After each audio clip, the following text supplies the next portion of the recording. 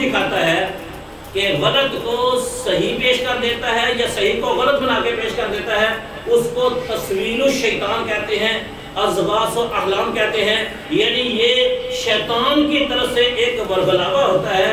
جب شیطان کی طرف سے ایسا خواب آئے تو پھر کیا کرنا چاہیے؟ پھر اعوذ باللہ من شر ھذہ الرؤیا، یہ صرف اعوذ باللہ پڑھ لیں تو پھر دھتکار دینا چاہیے اور اپنا پہلو بدل لینا چاہیے کہ شیطان دوبارہ مجھے حالت نیند میں خواب کے ذریعے ورغلا نہ سکے۔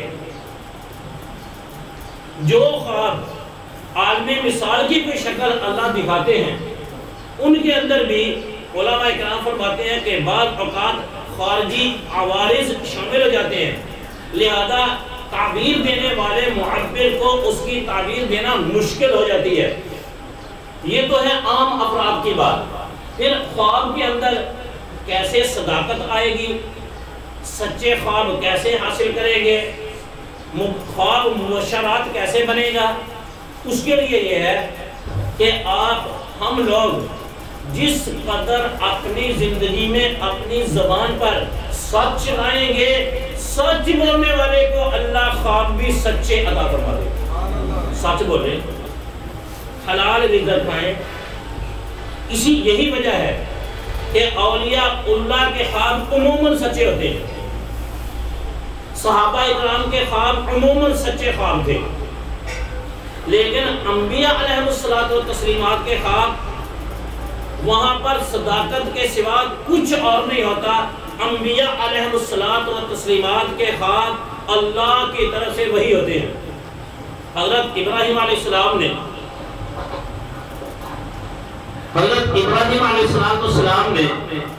اپنے بیٹے حضرت اسماعیل علیہ السلام سے کہا تھا انی ارا فی المنام انی اذبحک فانظر ماذا تری۔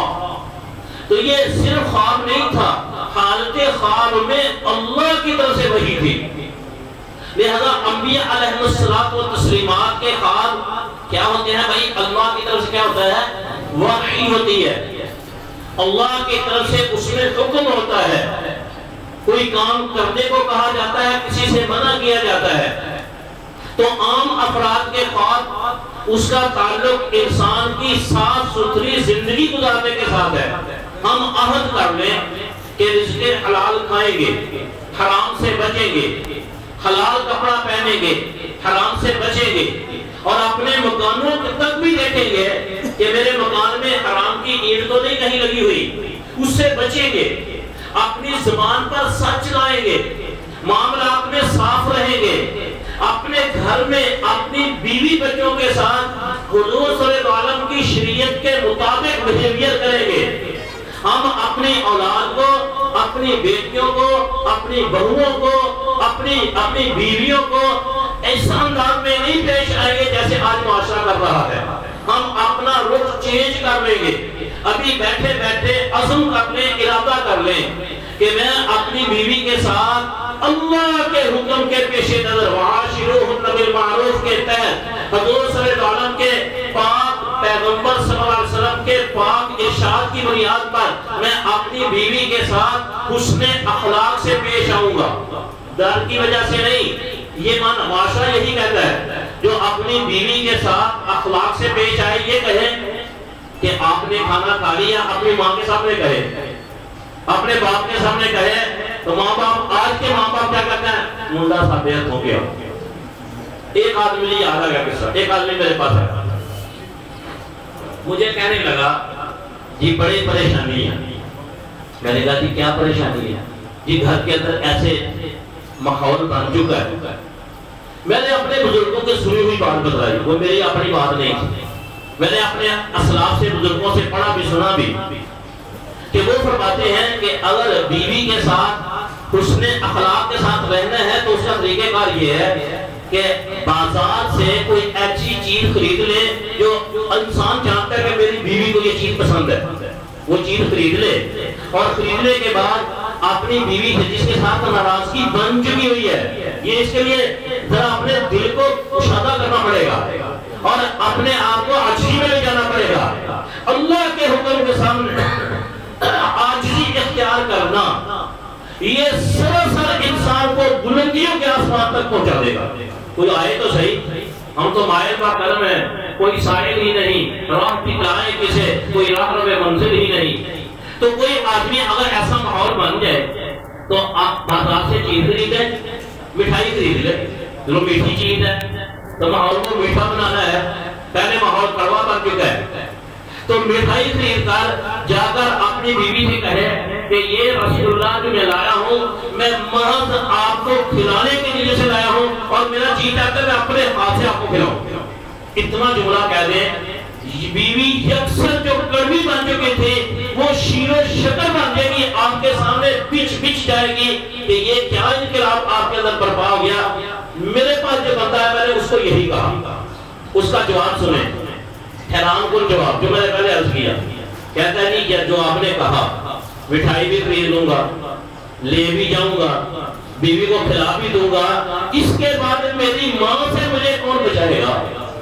یہ کھلانے کے بعد میری ماں نہیں مجھے چھوڑے گی. سچ بات ہے. میں نے پھر پوچھا ایک ملاقات پر، میں نے پوچھا کیا، کہتا ہے سچی بات یہ ہے کہ ماں سے ڈر لگتا ہے، ماں نے مجھے چھوڑنا ہی نہیں. وہی یہ اللہ معاف فرمائے، ماں کا یہ بیہیویئر ہے. ماں کو یہ ہونا چاہیے کہ میری بہو میرا بیٹا دونوں میاں بیوی بڑے محبت سے زندگی گزارتے ہیں، والدین کو خوش ہونا چاہیے. آج کا ماں باپ جہالت کی بنیاد پر خوش ہونے کے بجائے کہتے ہیں بیٹا ہمارے ہاتھ سے گیا. یا کہاں وہ کسی کی بیٹی ہے، کسی کی بہن ہے، آپ کے گھر میں آئی ہے، اب آپ کی بیٹی ہے تو آپ کا بیٹا خوش ہونا چاہیے کہ اپنی رفیق سفر رفیق زندگی کے ساتھ اخلاق سے پیش آتا ہے. خوش ہونا چاہیے کہ نہیں بھائی؟ وہی معاشرہ ہمارا بہت زیادہ ناہمواریوں کا شکار ہے اس معاملے میں. اس لیے سچے خواب پر میں بات کر رہا ہوں کہ ہم چاہتے ہیں کہ ہمیں خواب اچھے خواب آئیں، سچے خواب آئیں. کیسے آئیں گے؟ زبان پر سچ لائیں، اپنی زبان پر سچ لائیں، اور زبان پر سچ لانے کے ساتھ حلق کے اندر حلال کے رکمے اتاریں.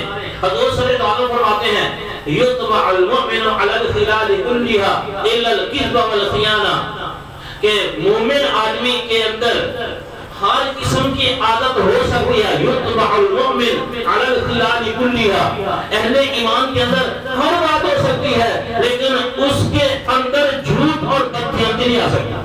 تو آج جھوٹ ہی سب سے زیادہ ہے، بددیانتی سب سے زیادہ ہے کہ نہیں بھائی؟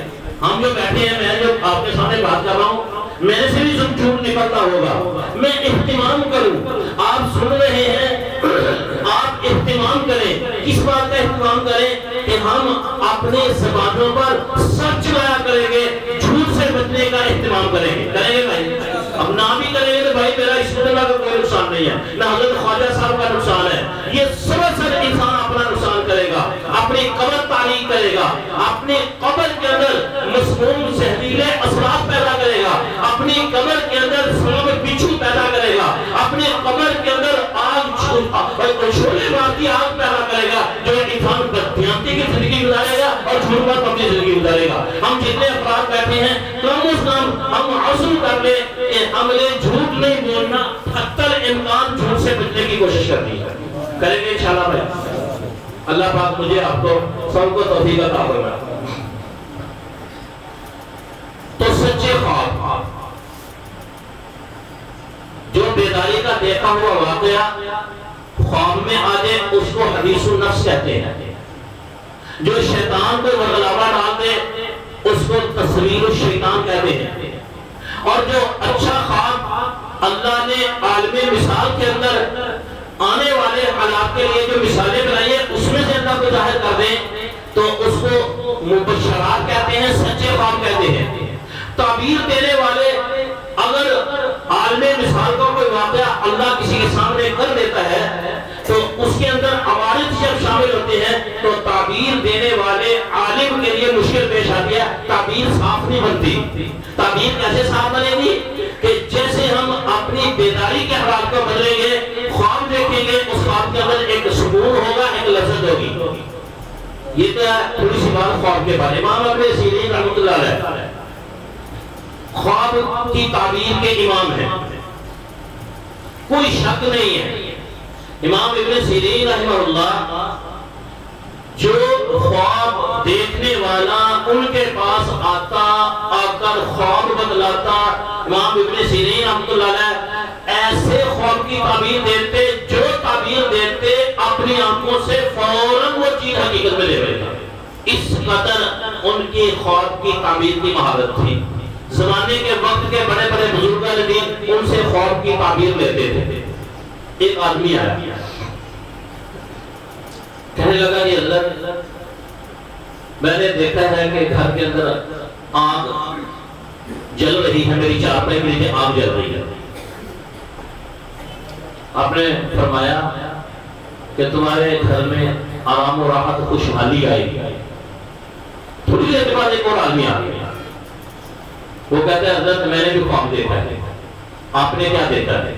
میں نے یہ دیکھا ہے کہ میرے گھر میں میری چارپائی کے نیچے آگ شعلے مار رہی ہے۔ فرمایا تمہارے گھر کے اندر پریشانیاں اور دکھ پریشانیاں آئیں گی، اور پریشان ہوئے کہ اس نے خواب دیکھا تو خوشحالی تعبیر، میں نے خواب دیکھا تو میرے لیے خوشحالی کی تعبیر نہیں ہے۔ تو انہوں نے جواب دیا، امام ابن سیرین رحمۃ اللہ علیہ، فرمایا جو خوشحالی کے خواب والا تھا اس نے سردی کے موسم میں آگ دیکھی تھی اپنے گھر کے اندر، اور موسم سرما میں چارپائی کے نیچے لوگ پہلے انگیٹھیاں رکھتے تھے پہلے زمانے میں، اب لوگ ہیٹر چلاتے ہیں۔ تو سردی کے موسم میں اپنے گھر میں آگ دیکھنا یہ آرام و راحت کی بات ہے، کیا خیال ہے؟ اور جو دوسرا بندہ آیا اس نے موسم گرما میں تو برف کی تپش بھی انسان کو سلاتی ہے، چارپائی کے نیچے آگ جل رہی تھی۔ کہا اس لیے میں نے کہا کہ وہ سردی کے موسم کا خواب ہے، یہ گرمی کے موسم کا خواب ہے، تو موسموں کے بدلنے سے تعبیر بدل جاتی ہے۔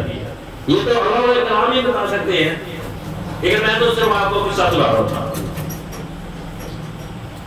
ایک آدمی آیا امام ابن سیرین رحمہ اللہ کے بعد، کہنے لگا کہ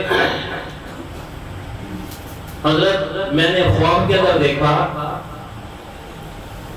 کہ میں اذان سن رہا ہوں یا اذان دے رہا ہوں۔ کہا یہ آدمی چوری کرے گا، چوری میں پکڑا جائے گا۔ تھوڑی دیر کے بعد ایک اور آدمی آ گیا، کہتا جی حضرت میں نے بھی خواب دیکھا ہے، میں نے بھی خواب اندر اذان کہنا یا اذان سننا دیکھا ہے۔ فرمایا کہ یہ آدمی حج پر جائے گا، خواب ایک ہی ہے، تعبیر الگ الگ ہے۔ تو یہ تو سوال بنتا تھا نا، ایک ہی سوال لے کر آ جائیں تو مولوی لوگ الگ الگ جواب دے آپ تھوڑے ہیں، لوگ چھوڑتے ہی نہیں ہیں کہ اس کا سوال تھا تو آپ نے اور جواب دیا، سوال ایک ہی تھا اس کو دوسرا جواب دے دیا۔ دنیا معاف نہیں کرتی، لیکن اس کے اندر دیکھیں امام ابن سیرین رحمۃ اللہ علیہ نے فرمایا کہ جس کو کہا کہ چوری میں پکڑا جائے گا تو وہ اس کے حالات و واقعات کو دیکھ کر میں نے یہ کہا کہ ثم اذن مؤذن ایتها العیر انکم لصادقون، قرآن پاک میں ہے۔ پھر ایک اذان دینے والے نے اذان دی، آواز لگانے والے نے آواز لگائی، ایتها العیر، اے قافلے والو انکم لصادقون، تم چور ہو۔ تو چونکہ قرآن پاک میں اس اذان کے لفظ کے ساتھ چوری بھی آئی ہے، میں نے اس بنیاد پر اس کے رات و واقعات کے پیش نظر کہا کہ چوری میں پکڑا جائے گا۔ اور دوسرا آدمی جس کو کہا حج پر جائے گا، کہا وہ اس لیے کہ قرآن پاک میں اللہ رب العزت فرماتے ہیں حج کے ضمن میں وَأَذِّن فِي النَّاسِ بِالْحَجِّ وَأَذِّن فِي النَّاسِ بِالْحَجِّ يَأْتُوكَ رِجَالًا وَعَلَى كُلِّ ضَامِرٍ يَأْتِينَ مِنْ كُلِّ فَجٍّ عَمِيقٍ، کہ پھر اے ابراہیم آپ اعلان فرما دیں، لوگوں کے اندر حج کا اعلان فرما دیں، لوگ دور دراز کے سفر کر کے بیت اللہ کے حج کے لیے آیا کریں۔ وَأَذِّن فِي النَّاسِ بِالْحَجِّ، تو میں نے قرآن پاک کی اس آیت کے پیش نظر یہ تعبیر نہیں کی حج پر جائے گا۔ تو خواب کی تعبیر حالات، واقعات اور موسموں کے اعتبار سے بھی بدل جاتی ہے، لیکن خواب یہ ذہن میں رکھیں ہم کہ نیک لوگوں کے خواب سچے ہو سکتے ہیں، لیکن شیطان اپنا اثر دکھا بھی سکتا ہے۔ انبیاء علیہ السلام و تسلیمات کے خواب سارے ہی سچے ہوتے ہیں، وہ وحی ہوتے ہیں، اللہ کی طرف سے وحی ہوتے ہیں، سچے خواب۔ اگر کوئی انسان خواب میں دیکھتا ہے کہ مجھے خواب کے اندر شریعت کے ظاہری احکام کے خلاف کوئی کام کرنے کو کہا گیا تو وہ خواب درست نہیں ہوگا، چاہے کوئی کتنا بڑا بزرگ کیوں نہ ہو۔ کسی نے خواب دیکھ لیا ایسا کہ جو شریعت کے اصولوں کے اعتبار سے شریعت کے خلاف کوئی بات کرنے یا نہ کرنے کو کہا جا رہا ہے، تو ایسے خواب میں چاہے علماء کرام نے لکھا چاہے کوئی بزرگ کسی بزرگانہ شکل میں آ کر بھی کہہ دے تو بھی اس خواب پر عمل درست نہیں ہوگا، یعنی خواب شرعی طور پر حجت نہیں ہے۔ انبیاء علیہ السلام و تسلیمات کے خواب سچے ہیں، وہ حجت ہیں۔ حضور صلی اللہ علیہ وسلم کے خواب، جیسے میں بھی آگے چل کے عرض کرتا ہوں، حضور صلی اللہ علیہ وسلم کے خواب سچے ہیں، اور انبیاء کے علاوہ کوئی آدمی خواب کے اندر شریعت کے احکام کے برعکس کو چیز دیکھتا ہے تو وہ حجت نہیں ہوگا۔ ایک واقعہ لکھا ہے کہ ایک دور میں ایک شرعی جج نے ایک فیصلہ کیا، فیصلے کے لیے جج صاحب نے قاضی